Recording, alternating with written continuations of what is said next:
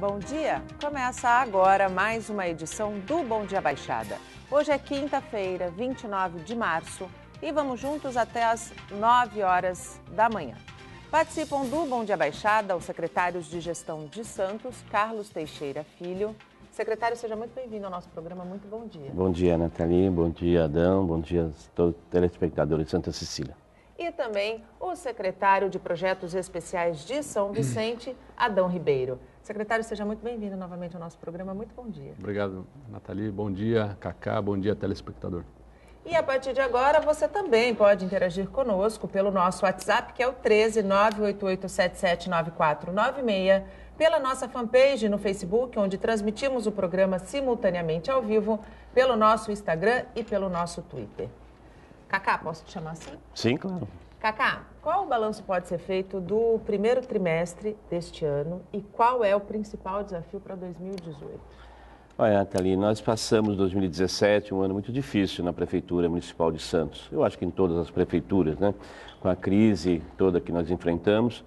E no início agora do 2018 nós conseguimos avançar, fazer com que alguns projetos fossem desenvolvidos, estamos aí a implantar, principalmente na Secretaria de Gestão, né? Que é a Secretaria de Meio, e é importante o trabalho perante as outras secretarias. Muitas nomeações, principalmente na área da educação, da saúde. Fizemos a questão da 650, que era uma lei de contratação emergencial, nós estamos quase eliminando a 650, temos um TAC até com o Ministério Público para que isso ocorra. Então, com concurso para agente de endemias, agentes comunitários, nós fizemos com que esse número diminuísse muito grande. Então, acho que nós temos vários projetos para serem desenvolvidos, que é uma secretaria, como eu falei, uma secretaria de meio que se preocupa com a prefeitura como um todo. Então, isso é importante para que as outras secretarias também desenvolvam um bom trabalho lá na ponta. Adão, como disse o Cacá, o ano de 2017 foi muito difícil para todo mundo. Para São Vicente, um pouco mais desafiador, eu acredito. Sim. Recebeu a máquina quebrada, praticamente, e com contas a pagar, enfim, compromissos a honrar. A gente pode dizer que hoje a casa já está em ordem? Olha, está em ordem, eu acho que é muito difícil falar, mas que ela está caminhando para uma regularidade, sim. Lá nós temos a secretária Miriam Cajazeira, que como já falei da outra vez, é uma mão de ferro, é o nosso porto seguro em São Vicente. A Prefeitura conseguiu e está conseguindo esse ano colocar a marca da austeridade fiscal. Foi um ano difícil, um ano que a gente pagou muita conta. A gente começou o ano pagando 52 milhões as dívidas trabalhistas, negociou mais de 40 milhões em contas com a Sabesp e tudo mais. E no finzinho do ano a gente negociou mais de 160 milhões com a Previdência, fazendo um parcelamento em 200 vezes, para conseguir a última e grande certidão, que é o CALC. A gente então tem a certidão do CADIM, tem a certidão da CND, e a última, que é o CALC, a certidão de regularidade previdenciária, CRF e CRFGTS, são as duas últimas que faltam. Então, assim, falta um tantinho para ter uma regularidade, mas, assim, qual é a grande questão? Os pagamentos estão em ordem, não teve um dia de atraso, ao contrário, adiantou alguns salários aos servidores, ou seja, a gente está honrando todos os compromissos desse ano, 100% do ano que passou e desse ano. Você sente que os servidores confiam na administração? Porque quando o Pedro assumiu, havia um descontentamento geral dentro de São Vicente. Eu falo isso tanto do ponto de vista do servidor público quanto do morador da cidade, né? Você acredita que, do ponto de vista do servidor público em específico, haja confiança de que a administração está trabalhando de maneira correta, mesmo que austera em muitos momentos?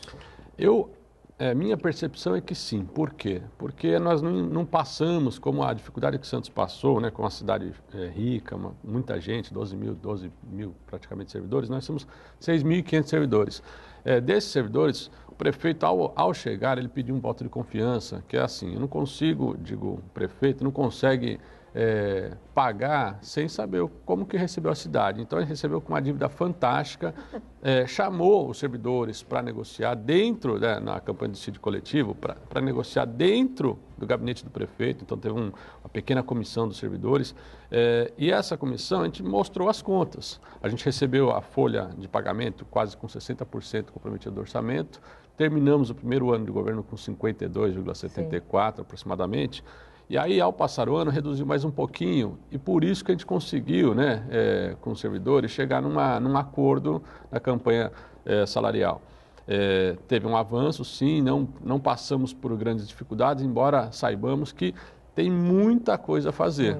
Tem que recuperar salário, sim, o prefeito tem essa consciência, mas assim, a gente está fazendo, está muito longe do ideal, mas está dentro do possível, dentro da austeridade, dentro do possível, por quê? Para não comprometer as outras áreas.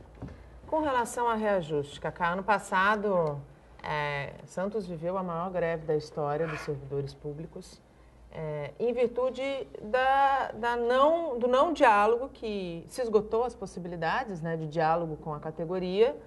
Houve algumas propostas por parte da administração, a não aceitação por parte dos servidores, e Santos, aí, o morador da cidade, acabou pagando o preço. Como sempre acontece, né? É a população que paga quando a greve acontece, não que a greve não seja legítima. Eu defendo o direito de greve desde que não atinja quem não mereça.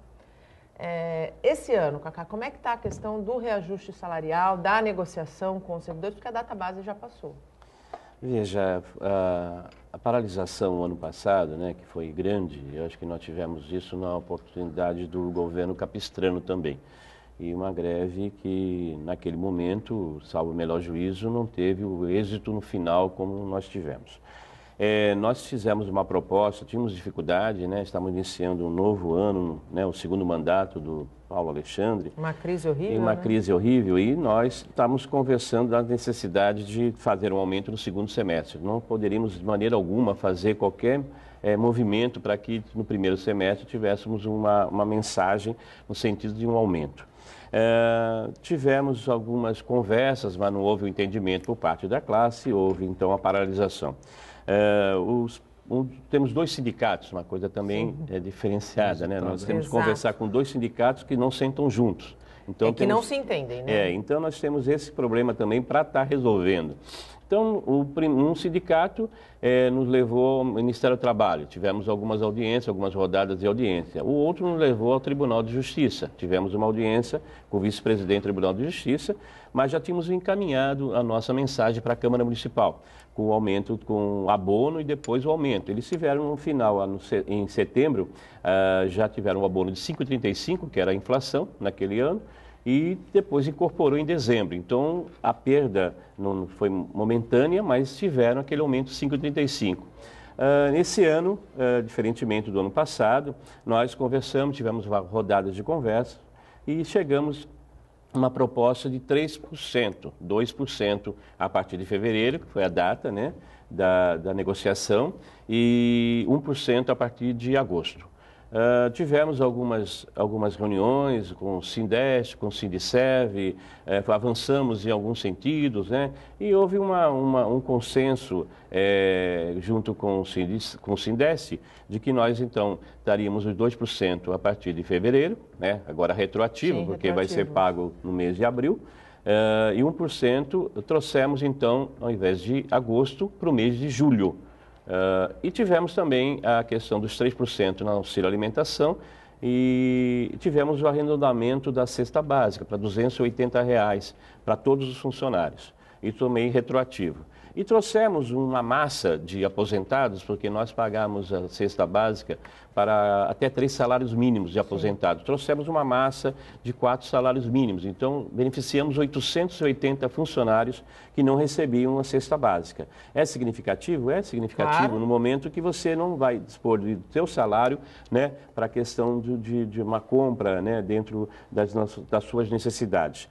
Isso o Sindeste recebeu, levou para discussão na sua Assembleia e aprovou. O Sindiserv, por outro lado, não aprovou, né?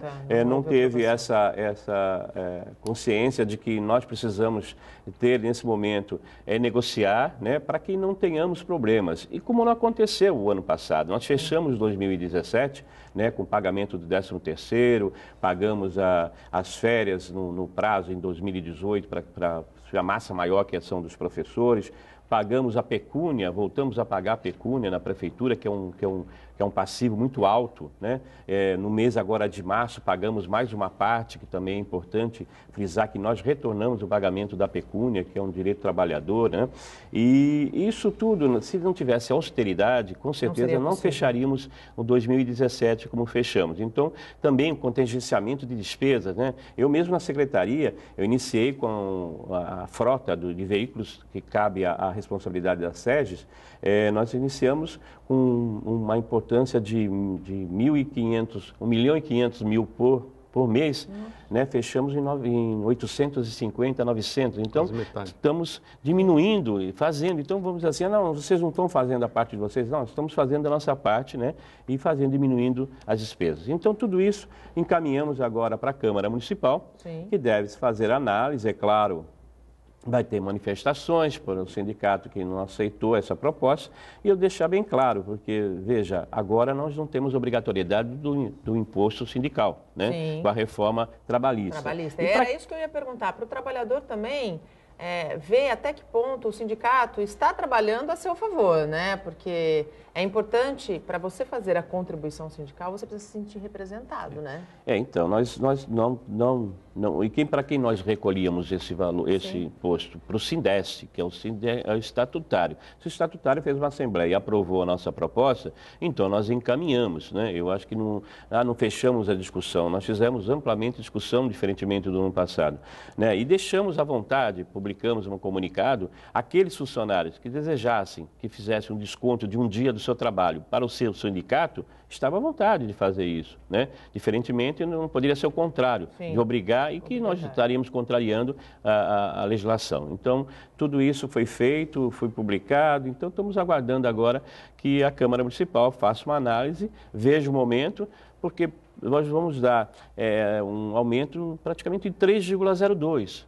Né, para os funcionários. Então, a mais do que a própria inflação, que daria 2,85, 2,86. Então, se você fizer que esse 1%, ele vai incidir sobre já o aumento de 2%, e você já está quase chegando um ao outro, porque no mês de abril eles vão receber o retroativo, Sim. e no mês de julho já tem a questão do aumento de 1%. Então, nós propusemos isso, e agora esperamos que a Câmara, o legislador, analise com critério, né, e veja que o quanto foi importante a participação dele no ano passado, né, na homologação desse aumento que nós fizemos a proposta, e agora num momento um pouco melhor. É claro que gostaríamos de ter uma outra reposição. Condição de dar mais, né? Mas nós precisamos ter o pé no chão, né, ser austeros, ser realmente com consciência de que nós precisamos administrar a cidade como um todo para a população. Veja, são 12 mil, o Adão, né, falou, 12 mil funcionários na ativa. Né? Agora você vê, você tem 400 mil habitantes que pagam por essa conta, né? Pagam o nosso salário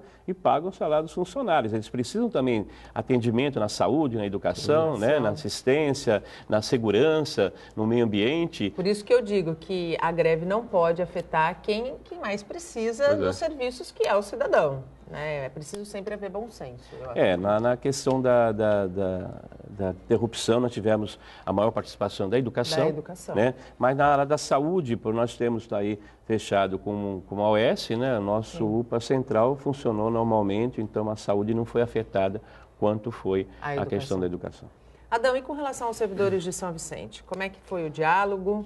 Como é que está sendo o diálogo para que haja essa reposição salarial? Então, nós, assim como eu falei ainda há pouco, nós chamamos o grupo de servidores, os que representam os sindicatos, para discutir dentro do gabinete. E foram sucessivas reuniões. Então, em assembleia, não no gabinete, em assembleia, o sindicato acolheu a proposta da prefeitura de 2,07, acolheu também os 2,07 no abono à alimentação, e acolheu os R$ 70 da cesta básica, somatizados aos 183, totalizando 253. E o mais importante de tudo isso, que assim, como a gente abriu qual era a questão da lei de responsabilidade fiscal, nós colocamos de uma forma bastante clara. O quanto a gente conseguir baixar ao longo dos próximos períodos... Poderá ser reposto lá na frente. Deverá, poderá acho que é a melhor palavra. A gente gostaria do deverá, mas o poderá é a melhor palavra. Por quê? Porque a Miriam e o Roberto Quevedo, são os dois secretários que estão conduzindo esse processo de administração e de fazenda, são absolutamente francos com o servidor. Falam assim, olha, esse aqui é o limite, mais do que isso, a gente não consegue... a gente extrapola a lei, né? E mais do que isso, assim, num passado breve... Bem recente. Bem recente, os servidores não recebiam mensalmente. Então, recebiam a 45 dias. Então, se você fosse computar todos os pagamentos do ano, não davam 12 ou 13. Sim. Então, dava 13 num, 11 no outro e tudo mais. Isso não acontece. A gente paga os salários em dia. O trato com os servidores, aquilo que a gente falou que é uma fala recorrente do prefeito. É longe do ideal. Sim. Mas dentro do possível. Sim. E esse possível, de uma forma bastante transparente, demonstrado com as contas, com todos o orçamento, né? Diálogo, o orçamento foi o contingenciamento que o secretário Kaká fala, a gente sentiu na pele, porque assim, a gente está trazendo muito o econômico para perto do financeiro. O que quer dizer isso? Uma coisa é saber quanto que a cidade deveria ter de imposto e quanto deveria ter no caixa. E quanto ela efetivamente tem, né? Quanto tem. Então, assim, uma coisa é econômico, é estático, outra coisa é financeiro, é fluxo de caixa, o que tem para pagar. Então, às vezes, você tem que honrar um compromisso e não tem fluxo de caixa. Sim. Então, você tem que ter muita austeridade.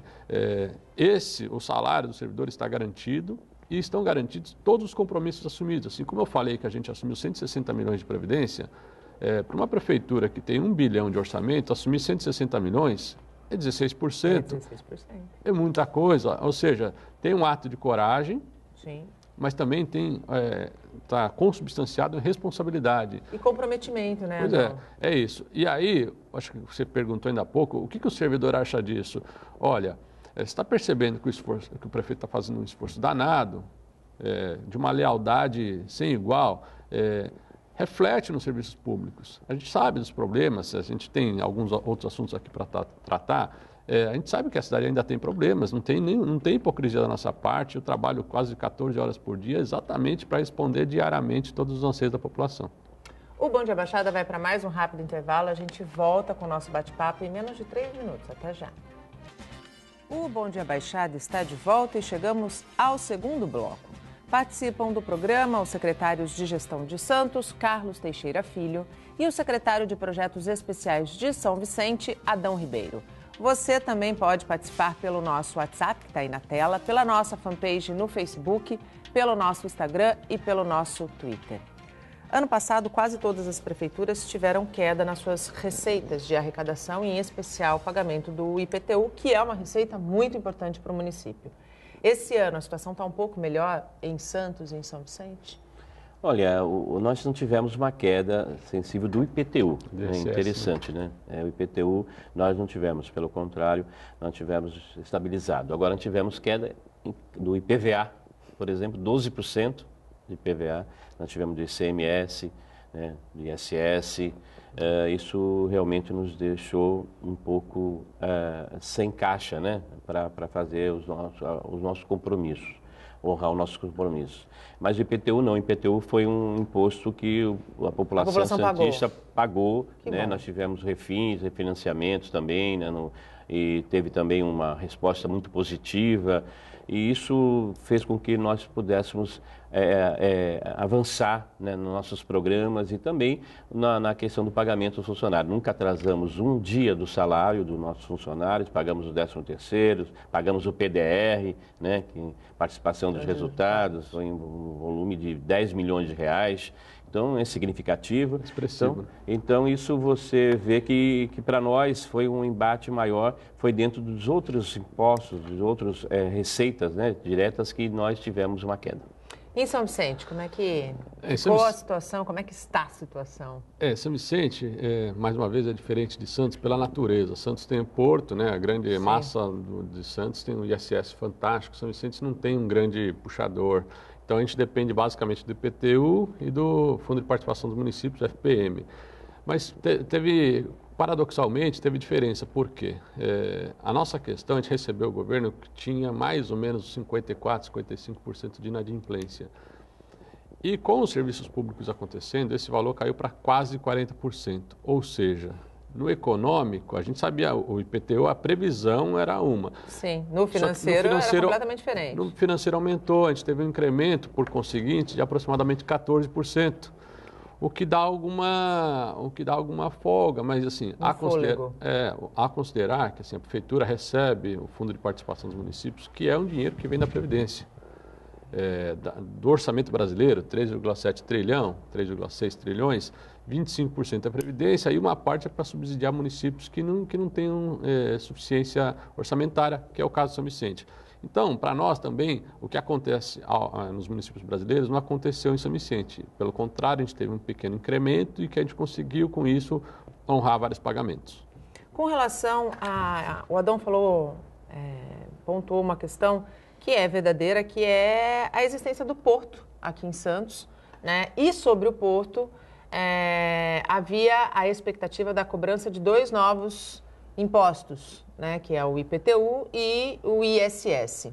Esses impostos já começaram a ser cobrados, o ISS passaria a ser a partir do mês que vem, né, abril estava a expectativa, e como esse dinheiro que vai chegar aos cofres públicos, deve ser aplicado, Cacá?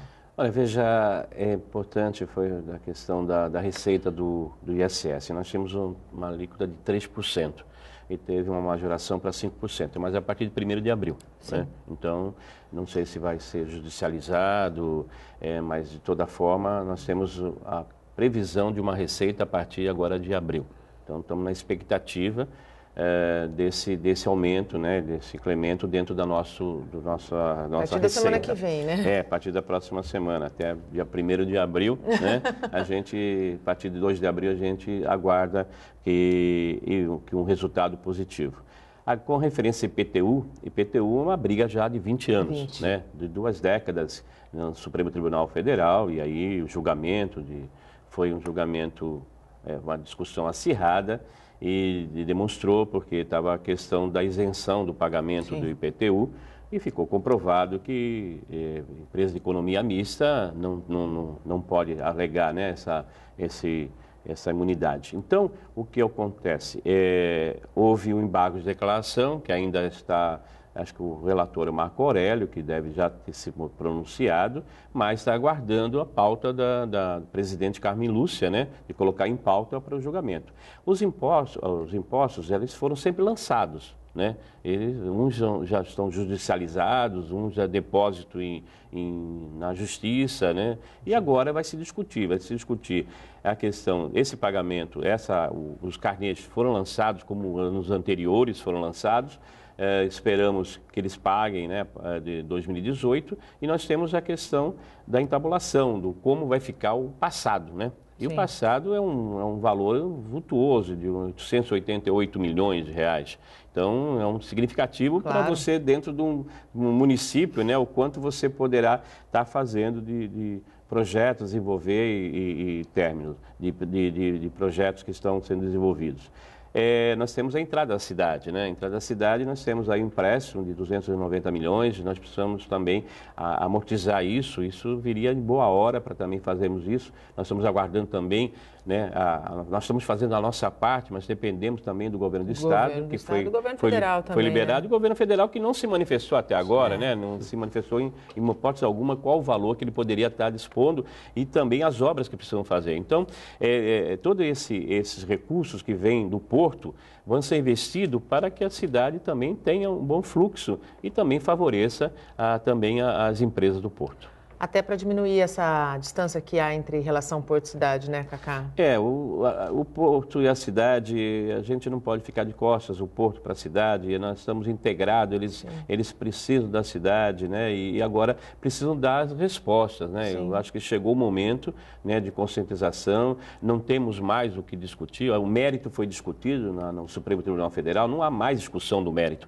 É a questão de tabulação, a questão de ver como é que vai, a questão dos atrasados, né? A Petrobras entrou com esse embargo de declaração e veja o seguinte, essa é uma decisão que todos os municípios, outros municípios portuários vão se beneficiar. Sim, né? abre então, precedente, então, né? isso é muito importante também. Então, isso estamos aguardando. Eu acredito que a pauta, né, do Supremo Tribunal, né, que está supercarregada. Supercarregada. E aí a partir de 4 de abril, então, muito carregada. Eles precisam viajar menos, né? Eu acho que precisam participar das audiências. De uma maneira mais séria. Mais efetiva, né? Não ter compromissos anteriormente assumidos, para que possam colocar em pauta. Mas eu acredito que o sucesso virá e, com certeza, o investimento será feito na cidade.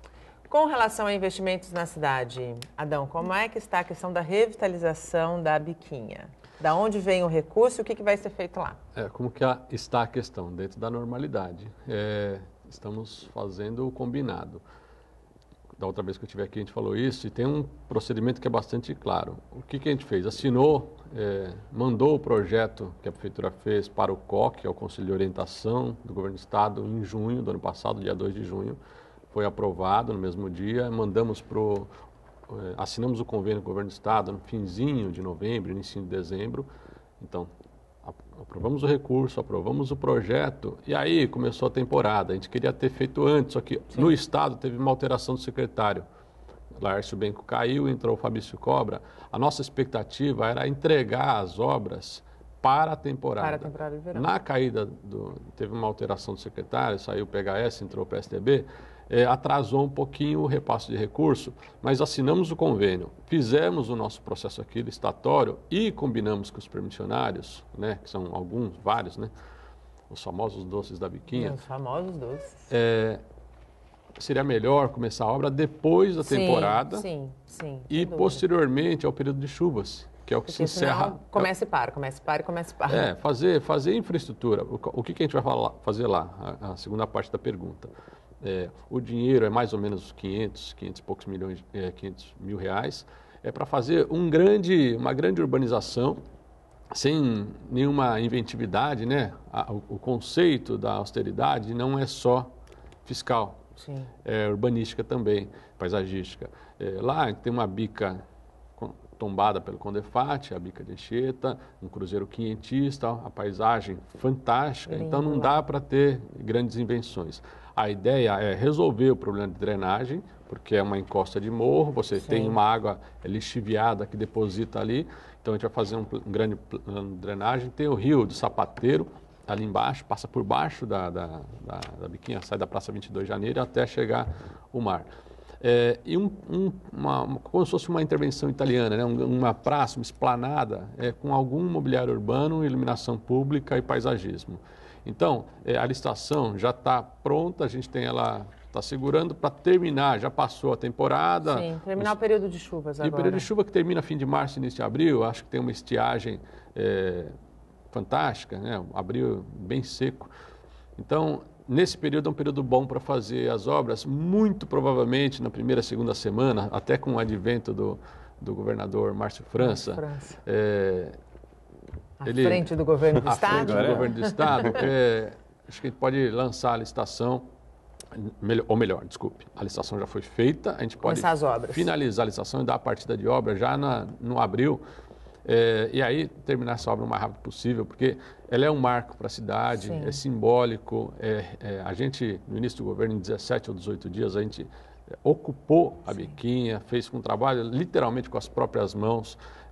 A gente lançou um programa São Vicente Eu Te Quero Bem, e todo mundo junto. Eu mesmo estive lá, o secretário, o prefeito, o deputado Caio França, o vice-governador à época, todos imbuídos no mesmo sentimento: ocupar a Biquinha, demonstrar à população que é um governo comprometido e compromissado. Sim, ali tem cultura, ali tem raiz, ali tem história. Ali a história do Calunga perpassa por aquela região. Então, assim, como que a gente trata a nossa cultura demonstra como que a gente trata a cidade, o povo. Então, assim, para a gente é bastante emblemático. E essa questão de combinar com a Secretaria de Comércio, o secretário Kellerson Júlio, à frente da Secretaria, conversando com os permissionários, foi importante. Por quê?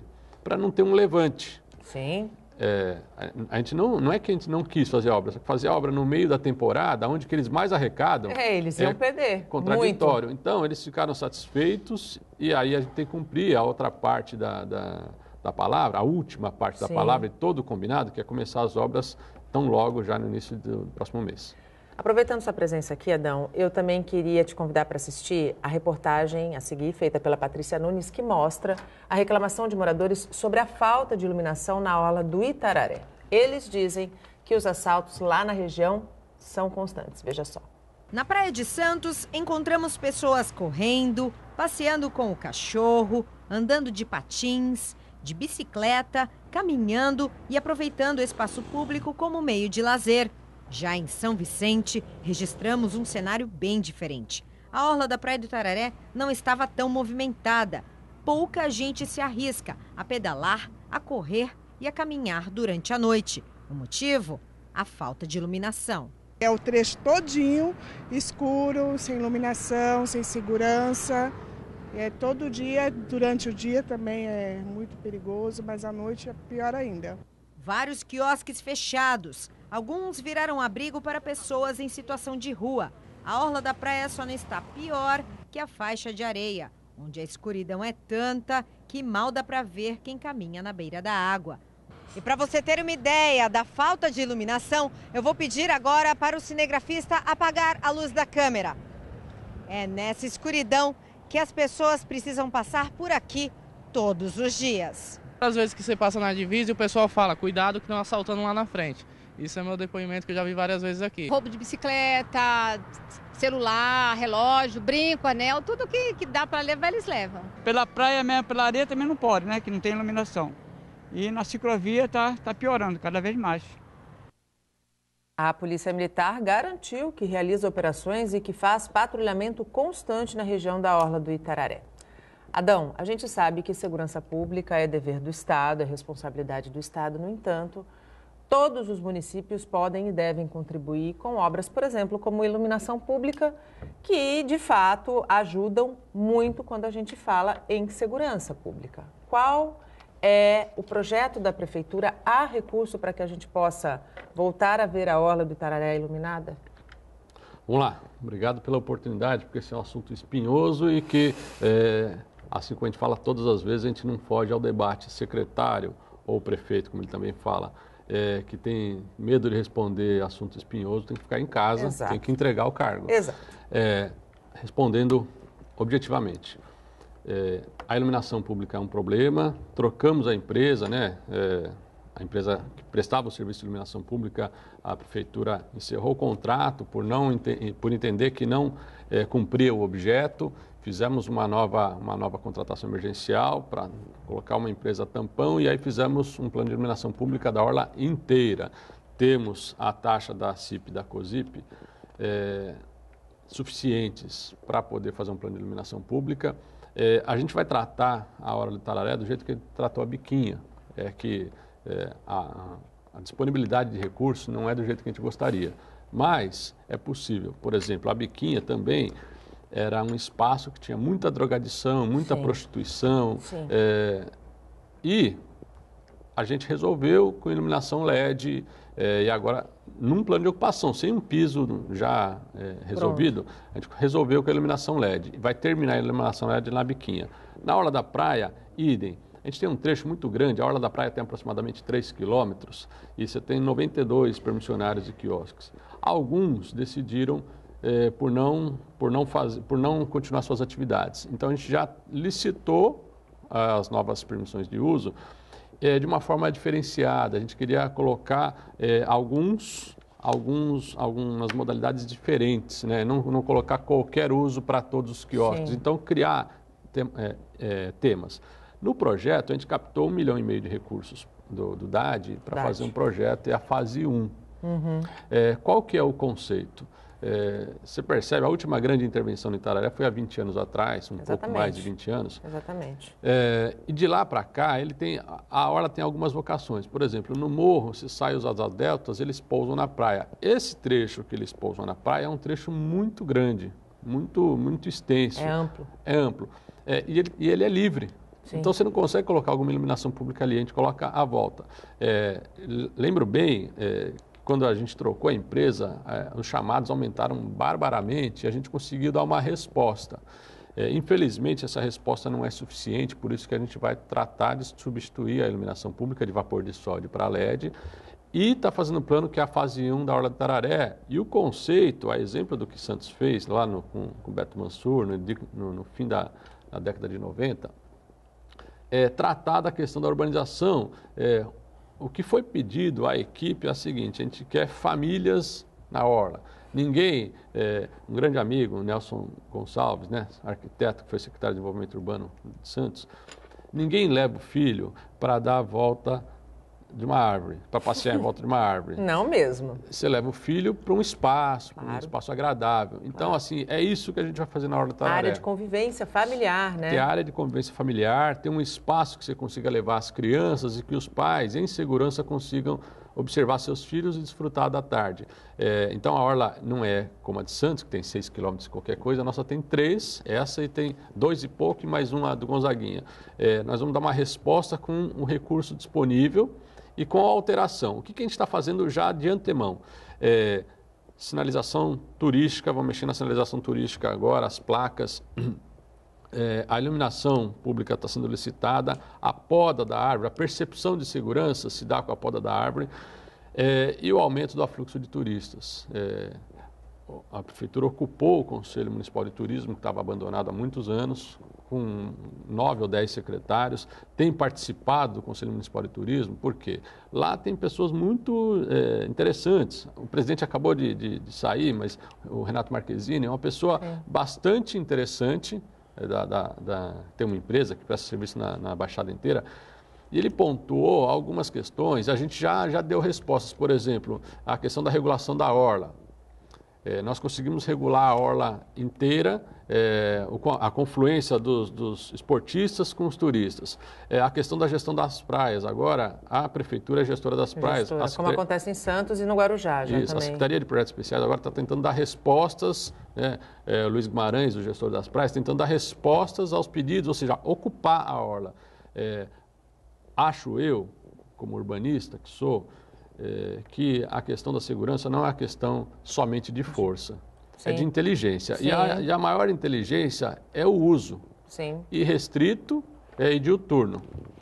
Quando você fala que a iluminação já foi licitada, a gente pode pensar em algum prazo para quem está em casa, para quem vive próximo à Orla do Itararé, para quem passa por lá, um prazo, por exemplo, de 3 meses, de 6 meses, para que a gente tenha efetivamente a Orla do Itararé toda iluminada, secretário? O prazo é sempre bastante complicado difícil. De falar, Por quê? né? Por quê? Porque quando a gente lançou um recurso para a frota, como o secretário falou há pouco, e teve a interposição de recurso e a licitação foi cancelada. Suspensa. Cancelada. Cancelada? Mais do que suspensa. Por quê? Porque tem empresas que têm interesse em escusos. Enfim, no caso da iluminação pública, é uma concorrência gigante. Tem muitas empresas que têm interesse na iluminação pública e se ela não está no processo, ou se ela não está perto do processo, ela impugna. E aí o desgaste com a população é grande. Então a ideia é cumprir os prazos legais, que não é um processo de iluminação pública, não é um processo fácil, a licitação de iluminação pública não é fácil. Muita gente negociando, você tem que estar com o edital muito amarradinho, juridicamente muito amarradinho, perfeito para quê? Não haja questionamento. Para que não haja questionamento. Então, eu não consigo responder o prazo de uma forma objetiva, do jeito que eu sempre gosto de fazer, por quê? Porque... Não depende só desse lado. Infelizmente, o secretário de governo é bastante competente, Jefferson Teixeira, Fernando Paulino, presidente da Comissão de Licitação, são pessoas muito rápidas, que estão sempre à pronta disposição, só que assim, não depende somente da Prefeitura. Essa é uma burocracia que atrasa o nosso país de uma maneira... O Bom Dia Baixada vai para mais um rápido intervalo. A gente volta em menos de 3 minutos novamente. Até já. Estamos de volta e chegamos ao último bloco do nosso programa. Como manda a tradição católica, amanhã é dia de evitar a carne vermelha. Quem ganha com isso são os vendedores do Mercado do Peixe na Ponta da Praia aqui em Santos. Segundo os comerciantes, essa é a melhor época de vendas do ano. Aqui no Mercado de Peixe tem para todos os gostos e bolsos. Vamos dar uma olhadinha nos preços? Olha aqui. Camarão cinza, R$ 36,00 o quilo. Esse de 46, tem de 52, ó, filé de pescado ali 28, lombo de abadejo 42, cação 24. Tem muitas opções. Qual o peixe que mais sai nessa época? Nessa época, a campeã de venda é a pescada amarela, apesar que vende tudo. Tainha, robalo, garopa, pescada cambucu, anchova, mas a campeã de venda é a pescada amarela. Quanto custa o quilo? Tá 24. Para o almoço em família na Sexta-feira Santa, Marcelo escolheu linguado e camarões bem pequenininhos. Você pega o linguado, dá uma temperadazinha com limão e sal. Depois você coloca uma folha de papel alumínio, bota o linguado em cima com azeite e aí você prepara farinha de mandioca, salsinha cortadinha e manteiga. Mistura, põe em cima do linguado tudo cru, bota uns 4 camarõezinhos, fecha num envelope, meia hora de forno, fica uma delícia. E sabe o melhor disso tudo? O preço dos frutos do mar nessa época não tende a aumentar. Palavra de comerciante. Porque chega essa época, tem peixe que cai de preço. Porque a maioria dos barcos entra tudo para descarregar a partir de segunda-feira. Então isso aqui lota de peixe. Aí peixe, por exemplo, a Tainha ano passado, que nós estávamos vendendo a 26, chegamos a vender a 16 na Sexta-feira Santa. Então o preço caiu bastante. Por quê? Porque deu muito peixe. É igual a Bolsa de Valor. Quando falta, aumenta. E nessa programação da Semana Santa, ele já programa tudo para descarregar e arrumar um troquinho, né? E o mercado do peixe já emitiu os horários de funcionamento e ele fica aberto todos os dias, inclusive no domingo de Páscoa. E voltamos com os nossos convidados. Participam do programa os secretários de Gestão de Santos, Carlos Teixeira Filho, e o secretário de Projetos Especiais de São Vicente, Adão Ribeiro. Ainda dá tempo de você participar conosco pelo nosso WhatsApp, pela nossa fanpage, pelo nosso Twitter e pelo nosso Instagram. Eu queria aproveitar o gancho da pergunta anterior sobre a iluminação da Orla de Tararé, que nós falamos aqui da questão da burocracia brasileira no que diz respeito à lei de licitações, e perguntar se parcerias público-privadas não poderiam ser uma alternativa mais célere para que a gente pudesse, em São Vicente, resolver o problema da Orla de Tararé e aqui em Santos tirar algumas obras que precisam de recurso e que, infelizmente, o caixa hoje está mais enxuto. Parceria público-privada é uma solução, mas não é mais célere, não. Porque ela demora aproximadamente 9 meses para a contratação, são vários processos, você tem que publicar 2 ou 3 editais, você tem que dar prazo de interposição de recurso. É uma parceria que, a priori, você tira o investimento público da frente. Sim. O privado, ele põe o investimento público, ele recebe nos serviços a posteriori. Mas não é mais célere. A parceria de iluminação pública que tem, por exemplo, São Paulo e outras praças como é Salvador, demoraram de 9 a 12 meses para ser contratado. Nossa. Ou seja, uma concorrência, se a gente estabelecer uma concorrência, o prazo é 45 dias, 60 dias. Nesse caso é melhor a concorrência, teoricamente. O dinheiro judicializar, né? Se não houver recursos, né? Aí você leva um tempo maior também. Então você tem alguns grandes grupos no Brasil, que são cerca de 10 ou 11, que estão sempre se pegando nas praças brasileiras, judicializando os processos, e quem sofre com isso e padece é a população. Sem dúvida. O prefeito, a prefeitura quer responder rápido à população. A parceria público-privada acena para ser uma possibilidade, mas assim, os prazos legais ainda são muito grandes. Então, é interessante, mas eu vejo com olhos com cautela. Com cautela. E em Santos, Cacá, como é que a parceria público-privada tem sido uma ferramenta utilizada para, de repente, agilizar alguns anseios aí da população? Eu acho que é importante nesse momento de crise, nós procuramos as parcerias públicas-privadas, né? Nós temos avançado nesse sentido e temos também temos 2 decretos para a questão nós temos a rodoviária, né? Que também é um problema muito sério, nós precisamos melhorar a nossa rodoviária, temos a questão da iluminação também pública, temos estacionamentos públicos também, que é importante nós estarmos aí avançando nesse sentido. E isso aí estamos trabalhando para que possamos estar trazendo empresas para que sejam parceiras, né? Nós temos aí a questão do UPA, por exemplo, foi um exemplo, né? Nós fizemos uma parceria com a universidade, né? Com a Uniluz, e hoje está funcionando, né? Com uma OS, né? Contratada, que ganhou, né? As OS, elas têm respondido a contento? do que se espera, do que a administração pública espera? Olha, nós temos duas experiências, que é do Hospital dos Estivadores e da UPA Central, né? A UPA Central ABC e a estivadora Oswaldo Cruz. Tem dado resultado positivo.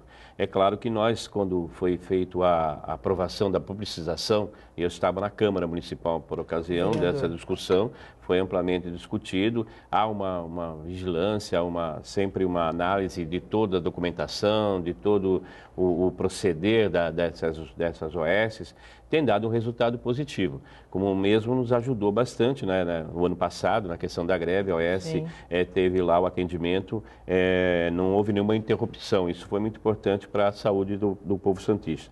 E o Oswaldo Cruz, que dispensa comentários, pelo atendimento. Então, os resultados positivos. Nós temos agora, nós temos aí a UPA da Zona Noroeste, que está por terminar, né? Precisamos inaugurar também, vamos colocar para uma OS, e aí vamos ver quem é que vai se habilitar.